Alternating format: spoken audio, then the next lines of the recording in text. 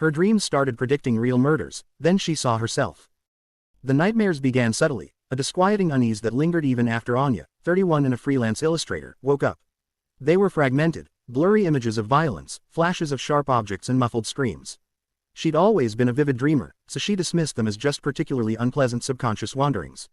Then, the news started mirroring her dreams. A local shopkeeper, Mr. Sharma, was found murdered in his store, the details eerily similar to a chaotic scene Anya had dreamt of just the night before. The overturned counter, the glint of a knife, the specific floral pattern on the victim's shirt she'd seen in her mind's eye. Anya felt a chill that had nothing to do with the morning air. Coincidence, she told herself. A gruesome detail might stick in the subconscious and resurface later. But then it happened again. A young woman, a regular at her local coffee shop, was found dead in her apartment. The details released by the police, the strangled cry, the specific arrangement of scattered books on the floor, were ripped straight from another of Anya's recent nightmares. The coincidences were piling up, morphing into something far more disturbing. Anya started dreading sleep, the gateway to these horrifying visions. She tried to rationalize it, searching for logical explanations, but the specificity of the details, things that hadn't been released to the public, defied any rational explanation. She started keeping a dream journal, meticulously recording every detail she could remember upon waking. The entries became a chilling catalog of future crimes, each one playing out in the real world with terrifying accuracy days later. The fear became a constant companion, a knot of dread tightening in her stomach with each news report. She felt a desperate need to do something, to warn someone, but who would believe her? Her dreams were predicting murders. It sounded insane, even to her own ears. She imagined the police dismissing her as a disturbed individual, her claims brushed aside. The isolation was suffocating. She couldn't share this burden, this terrifying knowledge of impending violence. She felt like a silent witness to horrors she was powerless to prevent. The dreams grew darker, more visceral. She saw the faces of the victims more clearly, felt their fear, heard their last breaths in her mind's ear. The line between the dream world and reality was blurring, the weight of these unseen tragedies pressing down on her. Then, the dreams shifted. The familiar chaotic scenes of violence remained, but a new element emerged, a figure lurking in the shadows, a presence she hadn't noticed before. The figure was always obscured, its face hidden, but there was a chilling familiarity to its silhouette, a way it moved, a certain presence. Anya's dread intensified. Was this the killer she was witnessing in her dreams? Was she somehow psychically linked to these crimes? The thought was terrifying, but it felt increasingly plausible. She started trying to influence her dreams, to see the killer's face, to gather clues that could help the police. But the dreams remained elusive, the shadowy figure always just out of reach. Then came the dream that shattered her world. The familiar setting of a violent crime, the chaotic struggle, the glint of a weapon. But this time, as the scene unfolded, Anya saw the victim clearly. It was her. The dream was visceral, terrifyingly real. She felt the coldness of the weapon, the panic rising in her chest, the final, suffocating darkness. She woke up in a cold sweat, her heart pounding, the image of her own lifeless face burned into her mind. The terror was paralyzing. Her dreams weren't just predicting the deaths of others, they were foretelling her own murder. The shadowy figure she had sensed was her killer. The urgency to act became overwhelming. She had to warn someone, to protect herself. But the fear of being dismissed, of being seen as delusional, still held her back. She started looking at her surroundings with a newfound paranoia. Every shadow seemed to hold a threat, every stranger felt like a potential assailant. Sleep became a battleground, a place where her own death played out in vivid detail.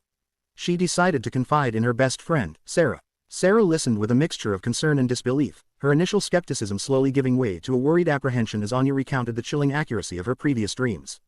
Together, they went to the police. Just as Anya had feared, her story was met with polite skepticism. Dreams predicting murders. It sounded outlandish, but Sarah's insistence and Anya's genuine distress prompted them to at least take a cursory look at her dream journal. The detective assigned to her case, a seasoned but open-minded officer named Inspector Sharma, no relation to the first victim, was intrigued by the specificity of Anya's entries, particularly the details that hadn't been made public. He agreed to keep an open mind, suggesting Anya stay with Sarah for her safety. As the days passed, Anya's anxiety remained high. She found herself constantly looking over her shoulder, the image of her own death in her dreams a persistent shadow. Then, another murder occurred, the details matching another of Anya's dream journal entries. Inspector Sharma's skepticism began to waver. He started taking Anya's claims more seriously, assigning plainclothes officers to discreetly monitor the people and locations featured in her dreams. The next dream was the most vivid and terrifying yet. She saw her own apartment, the familiar layout twisted into a scene of violence. She saw the shadowy figure clearly for the first time, a distorted face contorted in rage. And she saw a specific detail, a small, antique music box on her bedside table, a music box she had inherited from her grandmother. The dream ended with the figure lunging towards her, a glint of metal in its hand. Anya woke up screaming, the terror lingering. She told Inspector Sharma about the dream, the clear image of her apartment, the shadowy face, the music box. The inspector's eyes widened. He knew about the music box. It had been mentioned in Anya's initial description of her apartment. The police acted quickly. They set up surveillance in Anya's apartment, focusing on anyone who might have access or reason to harm her. Days passed, filled with a tense waiting. Anya stayed with Sarah, the fear a palpable presence in the small apartment. Then, the surveillance team reported something.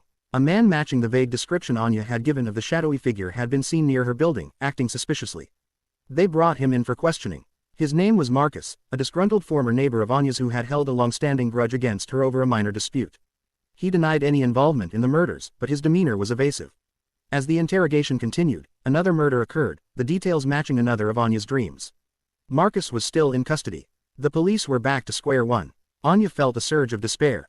Her dreams were still predicting the future, and her own death still felt imminent. Then, she remembered a detail from her dream, something she hadn't consciously registered before. A faint, floral scent in her apartment, a specific type of incense she sometimes burned. She mentioned it to Inspector Sharma. He looked thoughtful. None of the victims had reported burning incense. But Sarah remembered something. A new air freshener Anya had bought recently, one with a strong floral scent. Anya had placed it in her bedroom, near her bedside table, near the music box. The realization hit Anya with the force of a physical blow. The dreams weren't just showing her the future, they were showing her her own apartment, her own impending murder. The shadowy figure wasn't a stranger, it was someone familiar, someone who had access to her home. A wave of chilling clarity washed over her. The killer wasn't an unknown assailant lurking in the shadows. It was someone she knew, someone who had been in her apartment recently. The floral scent, the music box, it all pointed to someone close. The police investigation took a new, terrifying direction, focusing on Anya's inner circle, those who had been in her apartment recently. The dreams, once seen as a supernatural anomaly, now became a crucial piece of the puzzle, a horrifying window into a killer's plan. Anya's own life hung in the balance, her dreams her only warning against a threat that was far closer than she could have ever imagined. The line between her sleeping nightmares and her waking reality had become terrifyingly thin.